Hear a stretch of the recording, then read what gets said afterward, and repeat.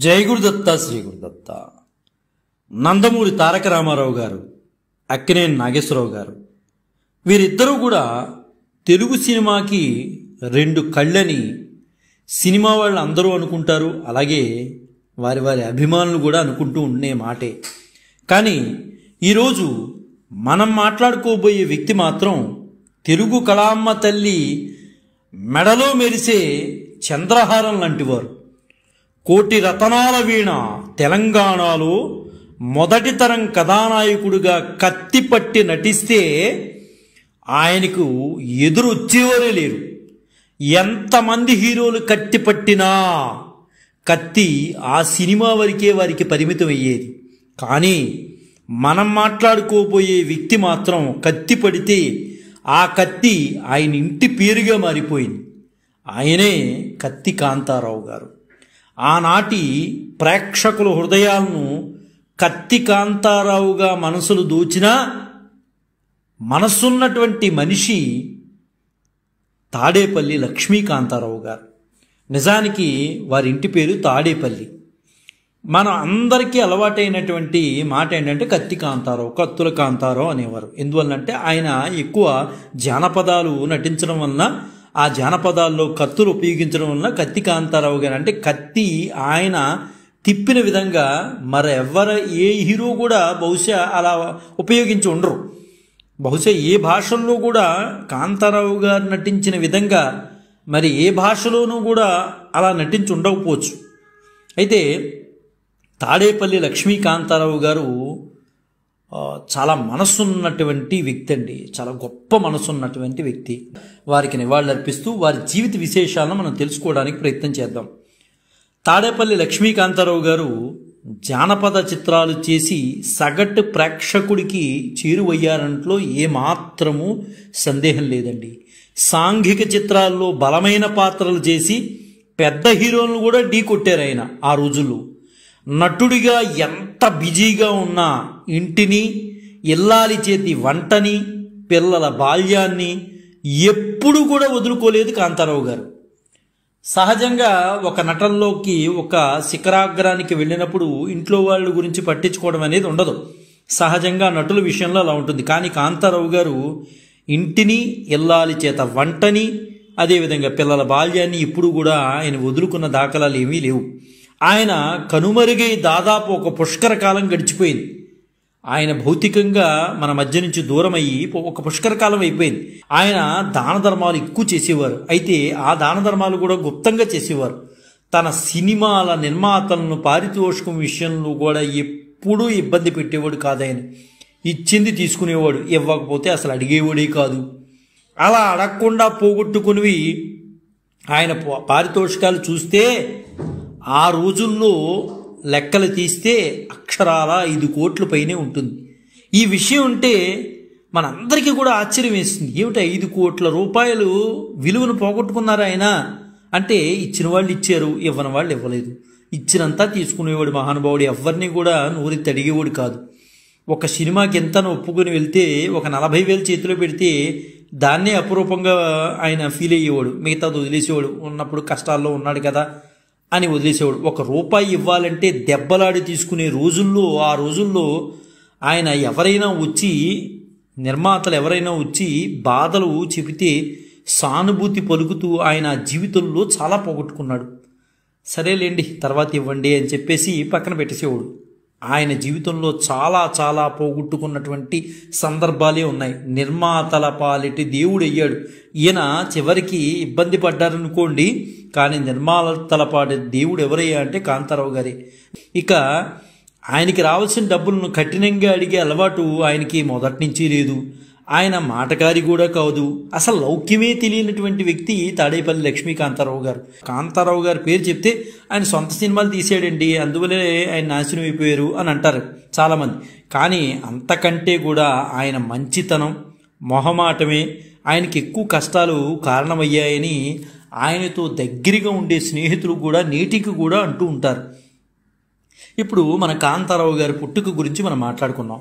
నిజాం రాజ్యంలోని నల్గొండ జిల్లా కోదాడ దగ్గరలోని గుడిబండ గ్రామంలో తాడేపల్లి కేశవరావు, సీతారామమ్మ దంపతులకు ఆయన నవంబర్ 16వ తేదీన ఆయన జన్మించారు. కాంతారావు గారు చిన్నప్పటి నుంచి చాలా పద్ధతిగా ఉన్నటువంటి వ్యక్తి అండి. 1923లో ఆయన జన్మించారు. చిన్నప్పటి నుంచి ఒక పద్ధతిగా చాలా సున్నితంగా ఉన్నటువంటి వ్యక్తి అండి కాంతారావు గారు. అయితే కాంతారావు గారు జన్మించిన 3 ఏళ్లకే, అంటే దాదాపు 26, 27 ఆ ప్రాంతాల్లో తండ్రి గారు మరణించారు. అయితే కోదాడులో ఆయన అప్పుడు నిజాం పరిపాలన ఉండేది కాబట్టి ఉర్దూ భాష ఎక్కువగా ఉండేదండి. ఆ కోదాడులో ఉర్దూ భాషలో 7వ తరగతి వరకు చదువుకున్నారు ఆయన. ఆయనకి పసితనంలోనే నాటకాల పట్ల శ్రద్ధ పెంచుకున్నాడు కాంతారావు గారు. అంటే ఆ సమయాల్లో నాటకాల ప్రభావం ఎక్కువగా ఉండేదండి సినిమాల కన్నా కూడా. కాబట్టి నాటకాల మీద ఆయన శ్రద్ధ పెంచుకున్నాడు. కాంతారావు గారు నాటకాల్లో చిన్న చిన్న వేషాలు కూడా వేశాడు. అవసరం ఉన్న ఏవైతే చిన్న చితక వేషాలు ఎక్కడైనా నాటకాలు వస్తే అందులో వేసేవాడు. 15వ ఏట చదువు వదులుకుని సొంత ఊర్లోని వంశపారంపర్యంగా వచ్చేటటువంటి అప్పుడు పటేల్ నౌకరీలు ఉండేవారండి. ఆ పటేల్ నౌకరీలో కుదుర్చుకున్నాడు. పటేల్ మాట అంటే ఊరంతా కూడా శిలాశాసనంగా పాటించే కాలం అది. ఆ రోజుల్లో ఆ పటేల్ వృత్తిలో ఉండేవాడు. గౌరవ మర్యాదలకు అయితే కొదవలేదనుకోండి లక్ష్మీకాంతారావు గారికి, పటేల్ వృత్తిలో ఉండేవాడు. పటేల్ వృత్తిలో ఉన్న ఆయన జీవితం సజావుగా వెళ్ళిపోయేదేమో అని ఒక్కొక్కసారి అనిపిస్తూ ఉంటుంది. ఇంత మొహమాటస్తుడు, ఇంత నెమ్మదస్తుడు ఇలాంటి సినిమా రంగంలో పనిచేయడేమో అని అనిపించింది. గౌరవ మర్యాదలకు ఆయన కొదవలేదండి. పటేల్గా ఉన్నంతకాలం చాలా గొప్పగా బతికాడు ఆయన. ఆయనకి నాటకాలంటే మోజు. ఆయన పటేల్గా ఉన్నాడు, ఎక్కడ వేయటానికి అవకాశం లేదు. ఒక రోజున ఎక్కడ నాటకాలు వేసినా వెళ్ళి చూసేవాడు, కానీ ఆయనకు అవకాశాలు ఇచ్చేవి కాదు. ఒకసారి సురభి నాటకం కంపెనీ వాళ్ళు ఆ ఊరు వచ్చి వారంతా కొంతకాలం అక్కడ నివాసం ఉండి వరుసగా నాటకాలు వేయడానికి గ్రామ పెద్ద అనుమతి కోసం వచ్చారు. అప్పుడు గ్రామ పెద్ద ఎవరు అంటే కాంతారావు గారే, లక్ష్మీకాంతారావు గారే. ఆయన దగ్గరకు వచ్చి, అయ్యా మేము ఇలా మీ ఊళ్ళో మేము నాటకాలు వేద్దాం అనుకుంటున్నాం, ఇలా సురభి కంపెనీ నుంచి వచ్చాము, మాకు అనుమతి ఇప్పించవలసిందిగా కోరుతున్నామని కాంతారావు గారిని అడిగారు. అయితే వెంటనే కాంతారావు గారి మనసులో ఎప్పటి నుంచో నాటకాల మీద ఉంది కాబట్టి, నాకు మీ నాటకంలో వేషం ఇస్తానంటే ఊళ్ళో నాటకాలు వేయిస్తాను అని మొండికేసి కూర్చున్నాడు ఆయన. అక్కడ మాత్రం నాటకాల మీద ఉన్నటువంటి ఇంట్రెస్ట్ వలన ఆయన అలా అన్నాడు. తప్పేదేం లేక వాళ్ళు ఒప్పుకున్నారు. అలా తొలిసారిగా సురభి సమాజంలో ఆయన బ్రహ్మవేషం వేశారు. మొట్టమొదటిగా అంత పెద్ద దాని మీద వేయటం బ్రహ్మవేషం వేశారు. ఆ తర్వాత మధుసేన, కనకతార, గయోపాఖ్యానం, మేవాడు, బొబ్బిలి నాటకాల్లో కూడా ఆయన నటించాడు. ఇంకా 1950లోకి వచ్చేప్పటికి మద్రాసు చేరుకున్న కాంతారావు గారు తన మిత్రుడైనటువంటి టి కృష్ణ గారి ద్వారా హెచ్ఎం రెడ్డి అంటే రాగిణి సంస్థలో చేరి మొదటిసారిగా నిర్దోషి అంటే 1951లో వచ్చిందండి చిత్రంలో గుంపులో ఒకటిగా ఒక రైతు వేషం వేశాడు. డైలాగ్ పలికిన విధానాన్ని చూసినటువంటి హెచ్ఎం రెడ్డి గారు, ఆయన దర్శకుడు అనమాట హెచ్ఎం రెడ్డి గారు, ఆ నిర్దోషి సినిమాకి ఒక రైతు వేషం వేసి గట్టిగా డైలాగ్ చెప్పేటప్పటికి కాంతారావు గారిలో దాగి ఉన్నటువంటి నటుణ్ణి గుర్తించాడు. ఇప్పుడు స్వతహాగా ఉండటం వేరండి, గుర్తింపు వేరు. ఒక వ్యక్తిలో అజ్ఞాతంగా ఉన్నటువంటి శక్తిని బయటికి తీసి గుర్తించేవాడే గొప్పవాడు. శక్తి ఉన్నవాడు గొప్పవాడు కాదు, శక్తిని గుర్తించేవాడు గొప్పవాడు. అలాగా హెచ్ఎం రెడ్డి గారు కాంతారావు గారిలో దాగి ఉన్నటువంటి శక్తిని గుర్తించాడు. ఇక నుండి మీరు ఇతనికి ఇలాంటి రైతు పాత్రలు, చిన్న చిన్న పాత్రలు వెయ్యొద్దు అని సెట్లోనే ఆ హెచ్ఎం రెడ్డి గారు చెప్పేశారు. ఇలాంటి చిన్న చిన్న పాత్రలు వెయ్యొద్దనగానే ఈయనకి గుండె అయిపోయింది. బాబా ఇంకా పాత్రలే లేకుండా చేసేస్తాడేమో హెచ్ఎం రెడ్డి గారిని. వెంటనే అన్నాడు, ఏమి కంగారు పడకయ్యా, తర్వాత నువ్వు నా తర్వాతి సినిమాలో హీరో అవుదుగాని అని అభినందిస్తూ ఒక్కసారి ఆయన జబ్బం తట్టాడు. అంటే ఆయన చెప్పినటువంటి డైలాగ్ మాడ్యులేషన్కి హెచ్ఎం రెడ్డి గారు మురిసిపోయాడు. 1953లో వచ్చిన ప్రతిజ్ఞ మన కాంతారావు గారి హీరోగా నటించి తొలి సినిమాగా తెలుగు తమిళ్ వెర్షన్లో కూడా విడుదలైందండి. ప్రతిజ్ఞ విజయవంతమైన 2 ఏళ్ల పాటు కాంతారావు గారికి ఏ చిత్రం రాలేదు. బహుశా ఆయన దురదృష్టమో అది ఏమో తెలియదు, కానీ ప్రతిజ్ఞ అయితే విజయవంతమైంది. తర్వాత 2 ఏళ్ల వరకు ఆయన సినిమాలే రాలే. తర్వాత 1955లో కన్యాదానంలో అవకాశం ఇచ్చారు. అది ఎవరు అవకాశం ఇచ్చారంటే విఠలాచారి గారు ఇచ్చారు. అలా విఠలాచారి గారు కాంతారావు గారుల కాంబినేషన్ మొదలై ఆ తర్వాత జానపద చిత్రాల పరంపర తెలుగునాట ఒక ట్రెండ్ను సృష్టించింది. కన్నడికుడైనప్పటికీ విఠలాచార్య గారి కాంతారావు గారిని ఇష్టపడేవాడు. అయితే కాంతారావు గారికి జానపదాల్లో త్వరగా నిలబెట్టి బ్రహ్మాండంగా డబ్బు సంపాదించుకున్నారు విఠలాచార్య గారు. అయితే విఠలాచార్య గారి సినిమా అనగానే ఒక బ్రాండ్గా ఉండేది, ఒక ట్రెండ్ సృష్టించింది. అందులో విఠలాచార్య గారి సినిమా అంటే కాంతారావు గారు ఉండి తీరాల్సింది. ఆయన డబ్బు మాత్రం బ్రహ్మాండంగా సంపాదించుకున్నాడు విఠలాచార్య గారు మాత్రం.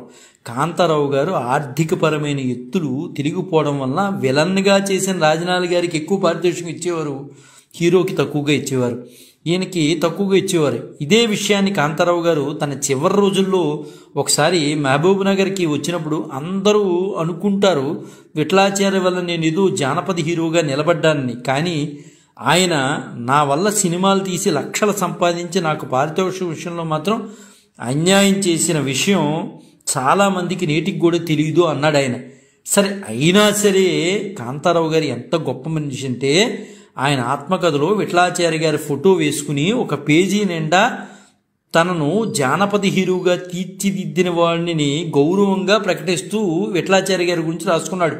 అదండి కాంతారావు గారి యొక్క హృదయ సంస్కారం ఎలాంటిదంటే, ఆయన్ని ఉపయోగించుకుని డబ్బులు సంపాదించుకున్నప్పటికీ కూడా, ఆయనకి తెలిసినప్పటికీ కూడా దాన్ని అడ్డు కూడా పడలేదు ఆయన. ఎందువల్లంటే ఆయన హృదయ సంస్కారం అలాంటిది. ఆయన వల్లే నేను పైకి వచ్చానన్న ఉద్దేశంతో ఆయన ఏం మాట్లాడేవాడు కాదు. అయితే కాంతారావు గారి సినిమాల్లో పెద్ద ట్విస్ట్లు ఉండవండి ఏది కూడా ఆయనవి.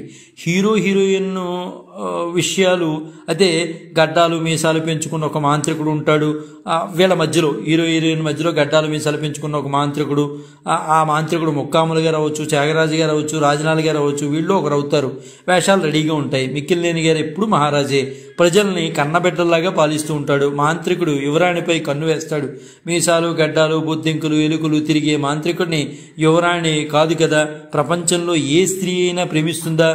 దాంతో వాడికి పగ, హీరో అడ్డు, అందుకే ఎలుగుబంటిగా మారుస్తాడు. అంజిగాడి సహాయంతో హీరోకి విముక్తి, చివరిలో ఫైటు, మాంత్రికునికి సహకారం, సంహారం, ఇలాంటివన్నీ కూడా కథ విఠలాచార్య గారు. అయితే దాదాపు కాంతారావు గారితో 20 సార్లు తీశారు. అయినా జనం ఏ విధంగానో కనుక్కోలేకపోయారండి. విఠలాచార్య గారు మాత్రం ఒక మంత్రం వేసేవాడు సినిమాకి. అందులో పైగా ఏంటంటే కాంతారావు గారు చేయటం వలన అన్ని సినిమాలకి ఒకే కథ పరంపరగా తిరుగుతున్నప్పటికీ కూడా జనం పట్టుకోలేకపోయేవారు. ఎందువల్లంటే తాదాత్మ్యం పొందేవారు. లోపలికి వెళ్ళంగానే ఆ బొమ్మలు, దయ్యాలు ఇవన్నీ పెట్టంగానే చాలా హ్యాపీగా ఫీల్ అయ్యేవారు. దానికి తగ్గట్టు ఘంటసాల మాస్టర్ పాటలు ఇవన్నీ ఉండటం వలన కొంచెం జనానికి కావాల్సిన అన్నీ ఉన్నప్పుడు ఇంకా మైమరిచిపోయేవారు. ఒకటే కథ తిరుగుతోందనే విషయం గమనించేవారు కాదు. అయినప్పటికీ కూడా కత్తి పట్టడంలో, యుద్ధం చేయడంలో కాంతారావు గారి తర్వాతే. వాళ్ళకి కావాల్సింది లాజిక్ కాదు. ప్రేక్షకులకి ఏంటి లాజిక్లు అక్కర్లేదు. సినిమాకి వెళ్తే లాజిక్లు ఎందుకండి? లాజిక్ తీస్తే ఎవ్వరూ కూడా సినిమా థియేటర్లో కూర్చోరు. లాజిక్ అవసరం లేదు. సినిమాకి కావాల్సింది వినోదం కావాలి. నిజంగా లాజిక్ మాట్లాడితే సీట్లు మాత్రమే ఉంటాయి, ప్రేక్షకులు ఉండరు. అది అందరికీ తెలిసిన విషయమే. సినిమాల్లో లాజిక్ కాదు, వినోదమే ప్రధానం. ఆ వినోద ప్రధానంగానే ఒకటే కథ అయినప్పటికీ కూడా జనం చూశారు కాదనకుండా. కేవలం కాంతారావు గారి విన్యాసం. కాంతారావు గారి కత్తి యుద్ధంలో ఎంత స్పెషలిస్ట్ అంటే ఆయనకి కత్తి కాంతారావు అని పేరు స్థిరపడిపోయిందండి. హీరోగానే కాదు, ఏ వ్యాసం అయినా సరే న్యాయం చేసేవాడు. ఉదాహరణ చెప్పుకోవాలంటే లవకుశులు లక్ష్మణుని పాత్ర వేయించాలి. అక్కడ పట్టుబట్టి మరీ లక్ష్మణుని పాత్ర ఎన్టీ రామారావు గారు మన కాంతారావు గారిని సెట్ చేశారు. ఇక్కడ లక్ష్మణుని పాత్ర గురించి చెప్పుకోవాలంటే సీత పాత్రధారి అంజలీదేవి గారండి. గుర్రపు బండిలో ఉంటారు. ఆ బండిని లక్ష్మణుడు నడుపుతూ ఉంటాడు. రాముని ఆజ్ఞ మేరకు సీతను అడవుల్లో వదిలి రావాలి లక్ష్మణుడు. కానీ సీతకు ఏదో వనవిహారము, ఋషి ఆశ్రమానికి వెళ్తున్నట్లే తెలుసు. ఆ సందర్భంలో ఘంటసారి గారి పాట ఏ నిమిషానికి ఏమి జరుగునో అని పాట ఉంటుంది. అక్కడ కాంతారావు గారు చేసినటువంటి అభినయం అద్భుతం అండి. అది మరి ఒకరు ఎవ్వరూ కూడా చేయలేరేమో అని అనిపిస్తుంది. అంత అద్భుతంగా పండించాడు. ఆ సమయంలో ఆయనకి చాలా 102 ఫీవర్ అండి ఆయనకి. అయినా ఆయన చేయగలిగాడు. అంటే అభినయించడంలో ఆయన తర్వాతే పాత్రలు జీవించేసేవాడండి ఆయన కాంతారావు గారు. అంత అద్భుతంగా పండించాడు. అది ఒక్కటి చాలు. లవకుశి సినిమాకి లక్ష్మణుడి పాత్రలో ఆ గుర్రపు బండి మీద వెళుతూ ఏ నిమిషానికి ఏమి జరుగునో అనే ఫీలింగ్స్ చూపించారండి కాంతారావు గారి ముఖంలో. ఎంత అద్భుతంగా చూపించారు. దేవుడు చేసిన మనుషుల్లో విలన్గా కూడా ఈయన చేశారు కాంతారావు గారు. అదేవిధంగా ముత్యాల ముగ్గులో తండ్రి పాత్ర, ఇవన్నీ మనం మర్చిపోగలమా? తల ఊపటం దగ్గర నుంచి బాడీ స్టైల్ దగ్గర నుంచి ఆయనకిలాగా చేసేవాడు బహుశా మరొకరు ఉండకపోవచ్చు. చక్కగా ఆయన చూడటానికి ఒక హీరో అంటే హీరోకు ఉండవలసిన లక్షణాలన్నీ ధీరోదాత్తత అంతా కూడా చక్కగా ఉట్టిపడేవండి. అలా ఉండేవాడు, ఒక ధీరోదాత్తుడిగా కనిపించేవాడు అనమాట కాంతారావు గారు. చక్కగా ఉండేవాడు, అసలు అంత అందంగా ఉండేవాడు కాంతారావు గారు. అందుకనే ఆయన హీరోగా అవ్వగలిగాడు. ఆయన 1960-71 మధ్యకాలంలో ఆయన ఎంత బిజీగా ఉన్నారంటేనండి, ఆయన కాల్ షీట్లను చూడడానికి 2 సెక్రటరీలు పెట్టుకున్నారంటే రోజుకి 3 గంటలు మాత్రమే నిద్రపోయేవాడండి. ఒక రోజు తీసుకుంటే ఒక 24 గంటలు కాల వ్యవధి తీసుకుంటే అందులో 3 గంటలు పడుకునేవాడు. మిగతా 20-21 గంటలు ఆయన సెట్ కోసం ప్రాణాలు ఇప్పించాడు. అంత ఇదిగా ఉండేవాడు సినిమాల కోసం. ఒకసారి ఆయన తిరుపతి వెళ్ళినప్పుడు తిరుపతి దేవస్థానంలో వారి అబ్బాయికి గుండు కొట్టించడానికి కూర్చోబెట్టారు. అనుకోకుండా అప్పుడు ఆ అబ్బాయి కొంచెం కుదురుగా లేకపోవడం వలన అటు ఇటు దొరలటం వలన అక్కడ ఉన్నటువంటి కొలంలోకి దొల్లిపోయాడు అబ్బాయి. వెంటనే కాంతారావు గారు ఈ సినిమాల్లో అలవాటు ఏమో సరే జంప్ చేసి ఆ అబ్బాయిని పట్టుకుని అప్పటికప్పటికి బతికించాడండి అబ్బాయిని. లేకపోతే కొలంలో వాళ్ళ అబ్బాయి కొట్టుకుపోయేవాడు. అంటే సినిమా వాతావరణం బాగా ఆయనలో అంటే రంగరించుకున్నాడండి. ప్రతి విషయంలో కూడా జీవించేసేవాడు. అలాగే ఆయన ఎగిరి ఆ అబ్బాయిని పట్టుకుని ఆ అబ్బాయిని బ్రతికించుకున్నాడు. అలాగా మద్రాసులు సినిమా వాళ్ళంతా పిల్లలంతా కూడా సినిమా వాళ్ళ పిల్లలు మద్రాసులోనే ఉండేవారు కదండి. చాలా వరకు కూడా మద్రాసులోనే ఉండేవారు సినిమా వాళ్ళందరూ.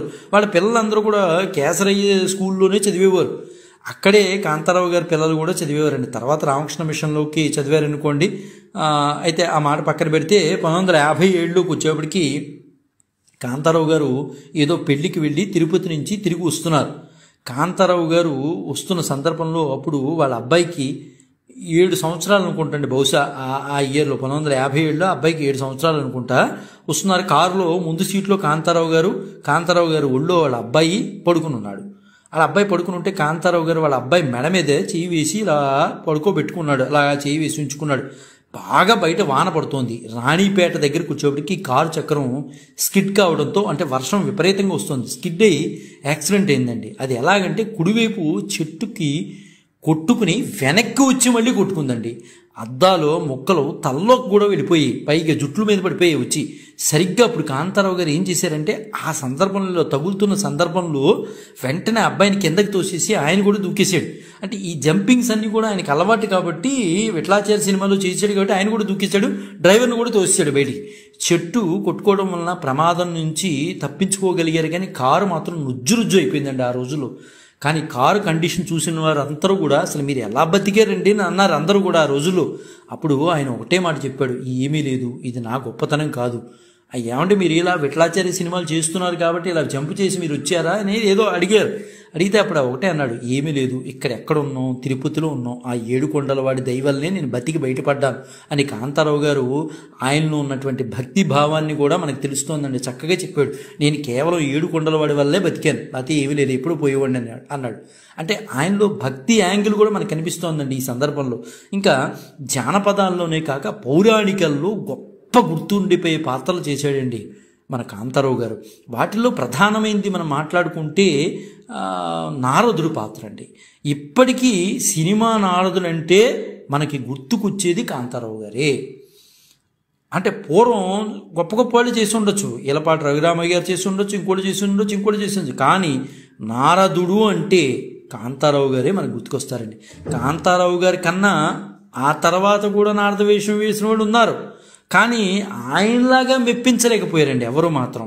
మొట్టమొదటిసారిగా కాంతారావు గారే జనానికి దగ్గరగా వెళ్ళగలిగాడు. ఈ మాటని ఎన్టీఆర్ గారే ఉన్నారు, కాంతారావు గారు నారదుడుగా చాలా బాగుంటాడు, కానీ నేను నారదుడి వేషం ఎప్పుడు వేయను. ఎందువలంటే కాంతారావు గారు జనంలో అలా ఫిక్స్ అయిపోయాడు నారదుడి కింద. నేను ఎప్పుడు ఆ వేషం వేయనని కూడా రామారావు గారు చెప్పారు. అంటే జనంలో ఎంత వెళ్ళిపోయింది అంటే ఒక నటనా దృక్పథం ఆయనలో ఎన్టీ రామారావు గారిలో ఉంది కాబట్టి ఆయన చూసి చెప్పాడు ఆ కళతో. ఇంకా కాంతారావు గారు తప్పించి ఆ పాత్ర ఎవరు వేసినా జనం రిసీవ్ చేసుకోరు అని ఖచ్చితంగా చెప్పేశాడు. అంటే నారద పాత్ర విషయానికి వస్తే నారదుడుగా మొట్టమొదటిసారిగా 1958లో అనుకుంటండి గంగా గౌరీ సంవాదంలో వేశాడు ఆయన. తర్వాత 1960లో దీపావళిలో వేశాడు, సీతారామ కళ్యాణంలో 1961లో వేసాడు. మోహిని రుక్మాంగద 1962లో, అంటే వరుస వరుస పాత్రలు వచ్చేయండి. శ్రీకృష్ణ అర్జున యుద్ధంలో 1963లో వచ్చిందండి, ఆ సినిమాలో వేసాడు. తర్వాత ఇంకా శ్రీకృష్ణ తులాభారం, శ్రీకృష్ణ పాండవయం బహుశా 1966 ఆ ప్రాంతంలో ఆయనకి బాగా పేరు తీసి, అంటే అంతకు మునుపు పాత్రలు వేసిన సీతారామ కళ్యాణంలో ఎంత బాగా మెప్పించగలిగాడో అలాగా ఇక్కడ మన శ్రీకృష్ణ తులాభారంలో అంత పేరు తీసుకొచ్చిందండి. మధ్యలో ఉన్నవన్నీ వచ్చినా బాగా హైలైట్ అయింది సీతారామ కళ్యాణంలో ఒకటి, శ్రీకృష్ణ తులాభారంలో ఒకటి. ఇవి మాత్రం గుర్తుండిపోయే పాత్రలు అండి. అలాగే శ్రీకృష్ణ సత్య, సతీ సావిత్రి వీటిలో కూడా వేశారనుకోండి, అన్నిట్లోనూ శ్రీకృష్ణ తులాభారమే గొప్పగా మనం మాట్లాడుకుంటాం. ఆ పాత్ర ఇంకెవరు వేసినా చూడలేమండి. ఎందువలంటే అక్కడ సాక్షాత్తు కృష్ణుడు రూపంలో ఉన్నటువంటి ఎన్టీ రామారావు గారిని చూస్తే చాలా అద్భుతంగా ఉంటారండి. ఏ సినిమాలో కూడా ఎన్టీ రామారావు గారు అంత అద్భుతంగా కనిపించరు. శ్రీకృష్ణ తులాభారంలో మన ఎంత అద్భుతంగా రామానాయుడు గారు కాబట్టి అంత చక్కగా తీయించగలిగాడండి సినిమాని. చక్కగా కృష్ణ పాత్రధారి అయినటువంటి రామారావు గారు, నారద పాత్ర అయినటువంటి కాంతారావు గారు అద్భుతంగా పండించారండి సినిమా. బహుశా అలాంటి సినిమా ఇంకా రాబోయే రోజుల్లో రాదు, ఇప్పుడు కూడా రాదు, ఎవరు చేయలేరు కూడా అలాంటిది. అలాంటి సినిమా తీసే ధైర్యం ఎవరికీ లేదు, అలా నటించే నటులు కూడా లేరండి. అంత అద్భుతంగా నారద పాత్ర, కృష్ణుడు పాత్ర ఎవరన్నా వేయచ్చేమో కానీ నారద పాత్ర వేసేవాళ్ళు ఈ రోజుల్లో ఎవరూ లేరు. అంత కాంతారావు గారు లాగా వాచికం ఉన్నటువంటి వ్యక్తి ఈ రోజుల్లో ఎవరు లేరండి. కాంతారావు గారు చాలా కష్టాలు పడ్డాడండి. నిజంగా చెప్పాలంటే మొదట్లో చాలా చిన్న చిన్న పాత్రలు వేసేవాడు. అయినా సరే ఒకరోజు ఆయన బాధపడేవాడు కాదు, ఏదో చిన్న చిన్న పాత్రలు వేసుకుంటూ వచ్చేవాడు. తర్వాత ఇది ఆయన మొట్టమొదట్లో జరిగిన సంఘటన అండి. ఈ విషయం గురించి మనం మాట్లాడుకోవాలి. ఆయన ఒకరోజు సెట్ నుంచి ఇంటికి వెళ్ళి స్నానం చేస్తుండగా బాత్రూంలో ఒక పాము పిల్ల కనిపించింది. ఆయన వెంటనే భయపడిపోయి కర్ర తీసుకుని కర్రతో పామును కొట్టి చంపేశాడు. బయటికి ఆ పామును వేసేటప్పుడు అక్కడ జనం చూసి, అయ్యయ్యో ఎంత పని చేశారు, అది నాగుపాము పిల్లండి, అది ఎందుకు కొట్టారు మీరు, అలా కొట్టకూడదు కదా, ఆ దోషం మీకు తగులుతుందండి, ఆ నోట ఈ నోట అంటూ ఉంటారు కదా, పెద్దలు అందరూ అంటూ ఉంటారు కదా. అయ్యయ్యో కాంతారావు గారు చాలా పొరపాటు చేశారని అక్కడ ఉన్న వాళ్ళు అందరూ అన్నారు. సరే, ఇంకా ఆ విషయాన్ని కట్ చేస్తే ఆయనకి కొద్ది కాలం తర్వాత ఒక మగబిడ్డ పుట్టారని తెలిసిందండి. ఆయన చాలా సంతోషించాడు. ఆయన సంతోషానికి ఇంకా హద్దులు లేవు. ఆయన సంతోషించినంతసేపు పట్టలేదు, ఆ పిల్లవాడికి ఒక విభిన్నమైన లక్షణాలు వచ్చాయని తర్వాత తెలిసి చాలా బాధపడ్డాడు. అయితే చాలా ఆసుపత్రులు చూపించాడు ఆ బిడ్డని. ఆ కారణంగా ఆయనకు కొంతకాలం వేషాలకు కూడా దూరం అయ్యాడు. ఎందువల్లంటే హాస్పిటల్కి తిరగడమే సరిపోయింది ఆయనకి, వేషాలకు కూడా దూరం అయ్యాడు. అయితే ఆయన ఆ పరిస్థితుల్లోనే కొంచెం డబ్బులకు కూడా లేని స్థితికి వెళ్ళిపోయాడు. డబ్బులు కూడా చాలా ఇబ్బంది పడ్డాడు. చేతులు డబ్బులు లేనప్పుడు అతి మొహమాటం మీద ఆయన ఎవరి దగ్గరకో వెళ్ళాడు డబ్బులు అడగడం కోసం. అంటే బిడ్డని హాస్పిటల్లో చూపించడం కోసం అని ఎవరి దగ్గరకో వెళ్ళాడు. మొహమాటం మీద ఎవరినో డబ్బులు అడిగారు.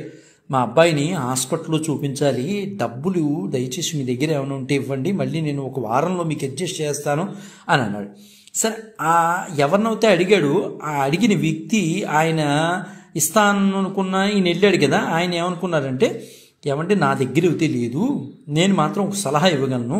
శ్రీరామాంజనేయ యుద్ధం సినిమా తీయటం జరుగుతోంది, అయితే అందులో శివుడి పాత్ర కోసం చూస్తున్నారు. బహుశా శివుడి పాత్ర అంటే ఎక్కువసేపు కూడా ఉండదు, ఒక 3 గంటలు, అంటే మీరు కేటాయించవలసింది 3 గంటలు, సినిమాలోకి వచ్చేప్పుడు ఎంత కూడా ఉండదు, మీరు కేటాయించాలి. సెట్లో 3 గంటలు కేటాయిస్తే మహాతో 15 నుంచి 20 నిమిషాలు ఉంటుందంతే, సినిమాలో అవుతే కనుక మీరు అది వేస్తే బెటరు అని చెప్పేసి అన్నారు.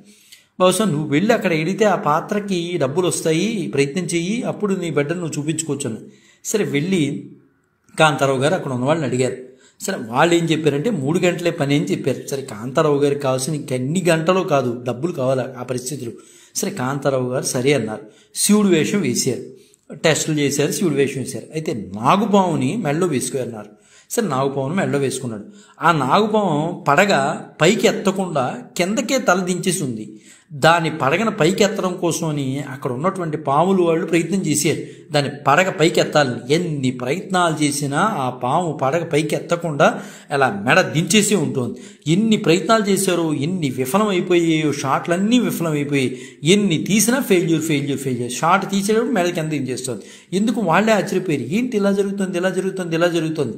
సరే, ఇంక ఏదేమైనా ఇంకా అప్పటికి టైం అంతా అయిపోయింది, చాలా 5 గంటల పైన అయిపోయింది. సరే కాంతారావు గారిని అంతసేపు ఉంచడం మంచిది కాదు, బాధపడతాడనే ఉద్దేశంతో ఆయనకి డబ్బులు తీసుకోండి, మీకు అత్యవసరం అన్నారు కదా అని డబ్బులు ఇచ్చేసి పంపించారు. సరే ఆయన డబ్బులు తీసుకుని ఇంటికి వచ్చి అబ్బాయిని హాస్పిటల్లో చేర్పించారనుకోండి. చేర్పించిన అతి స్వల్పమైన వ్యవధిలోని ఆ అబ్బాయి చనిపోయాడు. దాంతో కాంతారావు గారికి అది నమ్మకం అనుకోండి, మరొకటి అనుకోండి, పేర్లు ఏమైనా అనుకోండి, కానీ ఆ రోజు నేను నాగుపాముని చంపాను, దాని ఫలితమే అది ఇలా జరిగిందని ఆయన అనుకున్నాడు. అప్పటి నుంచి ఆయన మనసులో ఏమొచ్చిందంటే, శివ పాత్రలు వచ్చినా ఆయన వేయలేదండి. శివుడి పాత్రలు ఎన్నో వచ్చినాయి కాంతారావు గారికి, ఆయన వేయలే. కేవలం ఆ బాధ మనసులో ఉండిపోయింది ఆయనకి. నాగుపాముని చంపాను, ఆ నాగుపాము మెడలో వేసుకున్నా నాగుపాము పడగెప్పలేదు, శివపాత్రధారి వేసిన ఏదో జరిగింది, ఇంకా దాంతో నా బిడ్డను పోగొట్టుకున్నాను, నాగుపాముని చంపడమే ఆ దోషం నా బిడ్డలో వచ్చిందని ఇంకా అప్పటి నుంచి శివపాత్రధారిగా ఆయన కనిపించలేదండి. ఇక కాంతారావు గారు సొంత సినిమాలు తీసి చేతులు కాల్చుకున్నారనే చెప్పుకోవచ్చండి ప్రబలంగా. అంటే ఆయనకు ఉన్నటువంటి సున్నిత మనస్సు అవనివ్వండి, ఇంకోటి అవనివ్వండి, ఏదైనా ఆయన సొంత సినిమాలు తీసుకుని కాల్చుకున్నారనే చెప్తారు ఇప్పటికీ కూడా పెద్దలు. ఆయన సప్తస్వరాలు, గండరగండులు, ప్రేమజీవులు, గుండెలు తీసిన మొనగాడు, స్వాతి చినుకులు లాంటి చక్కని చిత్రాలు నిర్మించాడు. సినిమాలు అయితే మాత్రం అద్భుతంగా ఉంటాయి. అయితే ఆయనకి నటనా కౌశలమే తప్ప దురదృష్టవశాత్తు వ్యాపార మెలకువలు కాంతారావు గారిలో లేకపోవడమే చిత్ర నిర్మాణంలో ఆయన ఏవైతే సినిమాలు తీశాడో బాగా నష్టపోయాడండి. కథానాయకుడుగా తాను సంపాదించిన ఆస్తి, పూర్వీకుల నుంచి సంక్రమించిన ఆస్తిపాస్తులు సమస్తము కూడా చిత్ర నిర్మాణంలో హారతి కర్పూరంలాగా హరించిపోయేయండి. ఆయన ఎంత ఇబ్బంది పడ్డాడంటే చివరిలో సినిమాలు తీసి చాలా ఇబ్బంది పడ్డాడు. అయితే ఆయనకి ఇష్టమైన వ్యక్తులు 2 ఉన్నారండి. ఒకటి సూపర్ స్టార్ కృష్ణ గారు, రెండో వ్యక్తి మోహన్ బాబు గారు, ఈ మన కాంతారావు గారికి. అయితే ప్రేమజీవులు కృష్ణ గారిని పెట్టి తీశారు కాంతారావు గారు, ఇది ఫెయిల్యూర్ అయిందనుకోండి. అయితే కృష్ణ గారు చూసి ముందే చెప్పేశాడు, సినిమా చూసి కాంతారావు గారు మీరు అనవసరమైన ప్రయత్నాలు చేస్తున్నారు, మీరు ప్రేమజీవులు నన్ను పెట్టి తీయద్దు, మీరు ఫెయిల్ అయిపోతారంటే కాంతారావు గారికి వెనకాల ఎక్కిచ్చే వ్యక్తులు ఉన్నప్పుడు ఆయన మాత్రం ఏం చేస్తాడు, ప్రేమజీవులు అయితే కృష్ణ గారు అయితే హిట్ అవుతుంది అన్నారు. కానీ కృష్ణ గారు చాలా నిర్మోహమాటంగా చెప్పేసేవాడండి. ఏ విషయం కూడా చాలా మంచి విషయం. సినిమా ఇండస్ట్రీలో కృష్ణ గారు ఉన్నటువంటి మనస్తత్వం చాలా బహు కొద్ది మందికే ఉంటుందండి. ఏదైనా సరే కక్ష సాధింపు అనేది లేదండి, ఎవరితోనో ఖచ్చితంగా మాట్లాడేసేవాడు. ఏదైనా సరే, ఏమండి మీరు కాంతారావు గారు ఇంత బడ్జెట్లో తీస్తున్నారు, ఈ సినిమా ఫెయిల్ అయిపోతుంది, సక్సెస్ కాదు, మీరు ఎక్కడో ఎవరో మిమ్మల్ని డ్యామేజ్ చేస్తున్నారంటే, లేదు మీరైతేనే బాగుంటుందని తీసాడు, ఫెయిల్ అయిపోయాడు. కానీ కృష్ణ గారు ఒక మాట అన్నారు, ఏమండి గుండెలు తీసిన మొనగాడు మీరు చెయ్యొద్దు, ఆ సినిమా నాకివ్వండి, నేను హీరోగా నటిస్తాను, గుండెలు తీసిన మొనగాళ్ళు మీరు చేయటం వలన అది ఫెయిల్యూర్ అవుతుందని కృష్ణ గారు ముందే ప్రిడిక్ట్ చేశాడండి. ఎందువల్లంటే కృష్ణ గారికి సినిమాల మీద మంచి పట్టుందండి. ఆయన చూసి చెప్పేస్తాడు, ఏదైనా సరే అంత నిర్మామంగా ఉండేవాడండి కృష్ణ గారు. ఏదైనా సరే చెప్పాలని కూడా ఆయన సినిమా అయినా సరే పోయిందంటే పోయిందని చెప్పేవాడు, బాగుందంటే బాగుందని చెప్పేవాడు, అలాగా చక్కగా చెప్పేసేవాడు. అలాగా చెప్పాడు, గుండెలు తీసిన మొనగాడు అయితే కనుక మీకు అది మీరు అయితే బాగుంటుందండి, అది నాకైతే బాగుంటుందంటే పక్కన ఉన్నవాళ్ళు చెడగొట్టి కాంతారావు గారి గుండెలు తీసిన మొనగాళ్ళు నటించాడు. ఏదేమైనా కథా ఇతివృత్తాలు అన్నీ బాగున్నప్పటికీ కూడా మొత్తం అంతా కూడా నాశనం అయిపోయిందనే చెప్పాలండి. చిత్రాలు తీసి ఆయన చేతులు కాల్చుకున్నారని ఈరోజు కూడా పెద్దలు, సినిమా ఫీల్డ్లో వాళ్ళు పెద్దలు అంటూ ఉంటారు. చిత్రసీమపై విరక్తి కలిగి 1990 సంవత్సరం మద్రాసు నుంచి తన మకామును హైదరాబాద్కి మార్చేశాడండి. మద్రాసులో ఉన్నవాడు ఇంకా పాపం ఉండలేనని చెప్పి ఆ బాధలన్నీ కళ్ళమ్మడి కనిపిస్తుంటే అక్కడ చితికిపోయాడు. ఆయన ఎంతో వెలిగినటువంటి 2-3 కార్లు ఉన్నటువంటి వ్యక్తి చితికిపోయాడు. ఈ దశాబ్ద కాలంలో అడపాదడప కొన్ని చిన్న చిత్రాలు పాత్రలు పోషించాడు అనుకోండి. ఆయన దాదాపు 40 టీవీ సీరియళ్ళు సైతం కూడా నటించాడు. ఆయన ఇక్కడ ఒక్క మాట చెప్పుకోవాలండి, ఆయనకి చివరిలో మిగిలింది ఒక ఇల్లు మాత్రమే. అది చూసి కూడా చాలామంది బాధపడ్డారు. కాంతారావు గారిని చూసి బాధపడిన వాళ్ళే ఎక్కువ మంది ఉన్నారండి. చివరికి అంతా పోగొట్టుకున్నా ఆయన చూసి బాధపడి, ఆయన చూసి ఈర్ష్యపడే వాళ్ళే ఉన్నారండి. చివరిలో కూడా ఆ ఇల్లు కూడా పోగొట్టేద్దామన్న పద్ధతిలో ఒక రోజున ఎవరో ఇన్కమ్ ట్యాక్స్ డిపార్ట్మెంట్కి ఫోన్ చేసి ఆయన దగ్గర ఏదో అదనంగా డబ్బులు ఉన్నాయని చెప్పారు. అప్పుడు ఇన్కమ్ ట్యాక్స్ డిపార్ట్మెంట్ వాళ్ళు వ్యాన్ వచ్చి కాంతారావు గారి ఇంటి ముందు ఆగిందండి. అందులోంచి 24 మంది వెంటనే దిగారు. దిగి గేటు తీసుకుని లోపలికి ప్రవేశిస్తూ లోపలికి వెళ్తుంటే ఒక చిరిగిన లుంగి, ఒక చిరిగిన బనీని వేసుకుని ఒక చెక్క కుర్చీలో కూర్చుని ఒక ఆయన కాళ్ళు జాపుకు కూర్చున్నాడు. ఈ ఇన్కమ్ ట్యాక్స్ డిపార్ట్మెంట్లో ఒక పెద్ద ఆయన 24 మంది విడిపోయారు. లోపలికి వెళ్ళి, ఏమండి ఎవరు లేరా లోపల అని అడిగాడు. వెంటనే ఈ చిరిగిన లుంగి చిరిగిన బనీన్ వేసుకున్న వ్యక్తి మీకు ఎవరు కావాలి అని అన్నాడు. చెక్క కుర్చీలో కూర్చున్న కాంతారావు గారు వాళ్ళని అడిగాడు. మేము ఇన్కమ్ ట్యాక్స్ డిపార్ట్మెంట్ నుంచి వచ్చామండి, మీ దగ్గర ఏదో ధనం ఉందని తెలిసి వచ్చామని అన్నారు. సరే ఈయన ధనమా నా దగ్గర, సరే ఏ ఉంటే తీసుకెళ్ళండి లోపల, కానీ వస్తే వచ్చారు కానీ మధ్యాహ్నం భోజనానికి ఏర్పాట్లు చేయండి, మేము కడుపు నిండా తిని చాలా రోజులు అయింది, తృప్తికరమైన భోజనం తిని మీరు మధ్యాహ్నానికి భోజనం ఏర్పాట్లు చేయండి. లోపల పిల్లల్ని పిలిచి నాన్న మీకు ఈ ఏ టిఫిన్స్ కావాలో వీరిని అడిగి తెప్పించుకోండి, ఇది వరకు నెయ్యి దోశలు కమ్మగా తినేవారు, ఇప్పుడు ఆ తినే అవకాశం నీకు లేదు, ఎన్ని రోజులైందో మీకు అలాంటి కమ్మని టిఫిన్ తిని, సరే వీళ్ళు మా పిల్లలకి మీరు తెప్పించి పెట్టండి, మా ఇంట్లో అక్రమంగా ఏమైనా కనిపిస్తే మీరు పట్టుకుపోండి అన్నాడు. వెంటనే ఇన్కమ్ ట్యాక్స్ డిపార్ట్మెంట్ వాళ్ళకి కళ్ళమ నీళ్లు వచ్చినాయి ఆయన యొక్క పరిస్థితి చూసి. వెంటనే వారికి తోచిన సహాయం చేసేసి వాళ్ళు వెళ్ళిపోయారండి. ఇన్కమ్ ట్యాక్స్ డిపార్ట్మెంట్ చరిత్రలో జరిగినటువంటి మొట్టమొదటి ఇన్సిడెంట్ అండి ఇది. వాళ్ళు తీసుకోవడమే కానీ ఇవ్వడం అనేది ఉండదు. అలాంటిది వాళ్ళ ఆ వ్యక్తిగతంగా వాళ్ళు డబ్బులు పెట్టేసి వాళ్ళ చేతిలో ఎంతో కొంత పెట్టి 100, 200, 300 వచ్చిన వాళ్ళు ఆ 24 మంది ఎంతో కొంత కాంతారావు గారి చేతిలో పెట్టి వెళ్ళిపోయారంటే ఎంత కాంతారావు గారు దయనీయమైన పరిస్థితిలో ఉన్నారో మనకు అర్థమవుతుంది. ఒకానొక నాటి ఆంధ్ర ఎంజీఆర్గా బతికినటువంటి కాంతారావు గారి ఆ స్థితి వస్తుందని ఆయన ఎప్పుడూ ఊహించుకోలేదండి. అది విధి వైపరీత్యమో, ఆయన అసమర్థతో, ఆయన చేతకానితనమో, పదాలు ఏమనుకున్నా అది మీ ఇష్టం. ఒక గొప్ప నటుడు కష్టాల్లో ఉంటే పట్టించుకొని వారు సినిమా ఫీల్డ్లో ఎక్కువయ్యారండి ఆ రోజుల్లో. ఎంతోమందికి గుప్తదానాలు చేసినటువంటి కాంతారావు గారు చివరిలో ఆటోలో షూటింగ్కి వెళ్ళి రోజుకి 600 రూపాయలు వస్తే చాలు అనుకున్న రోజులు కూడా ఆయన గడిపాడు. 2001 సంవత్సరంలో సినిమా నంది అవార్డుల కమిటీ చైర్మన్గా కూడా కాంతారావు గారు వ్యవహరించారనుకోండి. తన అసమాన నటనా పటిమతో, అద్భుతమైన వాచకంతో, సరికొత్త బాణీలతో తనకంటూ తెలుగు చిత్రసీమలో ప్రత్యేక బాణీ సృష్టించుకున్న మహానటుడు మన కాంతారావు గారేనండి. హెచ్ఎం రెడ్డి, విఠలాచార్య, సిఎస్ రావు, సి పుల్లయ్య, సముద్రాల రాఘవాచార్య, కె విశ్వనాథ్ గారు, బాపు గారు, దాసనారాయణరావు గారు, రాఘవేంద్రరావు గారు లాంటి వారి మేటి దర్శకులు రూపొందించిన ఎన్నెన్నో చిత్రాల్లో నటించి సహభాష అనిపించుకున్న ఘనపాటి మన లక్ష్మీ కాంతారావు గారండి.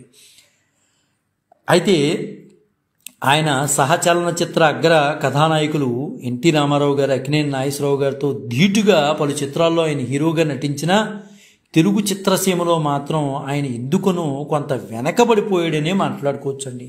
బహుశా ఆయన మొహమాటం అయ్యి ఉండొచ్చు, ఆయన సున్నిత తత్వం అయ్యి ఉండొచ్చు, ఏదైనా అయ్యి ఉండొచ్చు.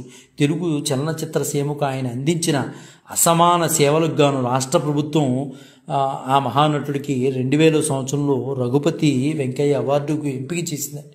అయితే ఆయన రాను మానసిక వ్యాధితో అంటే చాలా ఇబ్బంది పడ్డాడండి ఆయన. ఎందువనంటే ఆయన కళ్ళ ముందే భోగం చూశాడు, యోగం చూశాడు, దారిద్ర్యం చూశాడు, అన్నీ చూశాడు. ఆయన చివరి దశలో క్యాన్సర్ బారిన పడ్డాడండి. ఏ దురలవాట్లు లేని నటుడు కాంతారావు గారండి. కాంతారావు గారు 2009 మార్చి 22న క్యాన్సర్ వ్యాధి ముదిరిపోవటం వలన హైదరాబాదులో యశోద హాస్పిటల్లో రాత్రి 9:50 మార్చి 22వ తారీఖున ఈ సినీ జగత్తును వదిలి ఆయన వెళ్ళిపోయాడండి. సినీ రంగపు ఆటుపోట్లకు బలైనటువంటి దురదృష్టవంతుడు ఎవరయ్యా అంటే మన కాంతారావు, తాడేపల్లి లక్ష్మీ కాంతారావు గారేనండి. జానపద సినిమాల్లో తిరుగులేని హీరో కాంతారావు గారు అలా దయనీయమైన పరిస్థితిలో ఆయన వెళ్ళిపోయాడండి. ఎంతో గొప్పగా బతికినటువంటి కాంతారావు గారు చెయ్యి జాచి అడగలేనటువంటి పరిస్థితుల్లో వెళ్ళిపోయాడు. ఆయన ఎవరిని అడగలేని పరిస్థితి, అంత మొహమాటస్తుడండి ఆయన. మరి విధి వైపరీత్యం, ఆయన సున్నితత్వం తెలియదు కానీ మొత్తం మీద అంతా కూడా నాశనం అయిపోయిందండి. సినీ రంగంలో అందరికంటే అత్యధికంగా సుమారు 400 సినిమాలు నటించిన నటుడు లక్ష్మీ కాంతారావు గారు, తాడేపల్లి లక్ష్మీ కాంతారావు గారు. తెలుగు సినీ పరిశ్రమ బ్రతికున్నంత వరకు, ఈ పరిశ్రమ బ్రతికున్నంత వరకు తెలుగు జానపద కథానాయకుడు అంటే తాడేపల్లి లక్ష్మీకాంతారావు గారే గుర్తుకొస్తారండి. తెలంగాణ తొలి కథానాయకుడు ఎవరంటే, తొలితరం కథానాయకుడు ఎవరయ్యా అంటే తాడేపల్లి లక్ష్మీకాంతారావు గారండి. నిజంగా అందరూ కూడా ఈ రోజున రాష్ట్రాలతో సంబంధాలు కాదండి, కేవలం తెలుగువారు ఎక్కడున్నా సరే ఒక జానపద కథానాయకుడిగా పేరు పొందినటువంటి తాడేపల్లి లక్ష్మీకాంతారావు గారికి నివాళులర్పించాలని మనసారా కోరుకుంటూ జై గురుదత్త శ్రీ గురుదత్త శ్రీపాద శ్రీవల్లభ చరణదాసులు మానికొండ రాజశేఖర శర్మ రాజమహేంద్రవరం. స్వస్తి.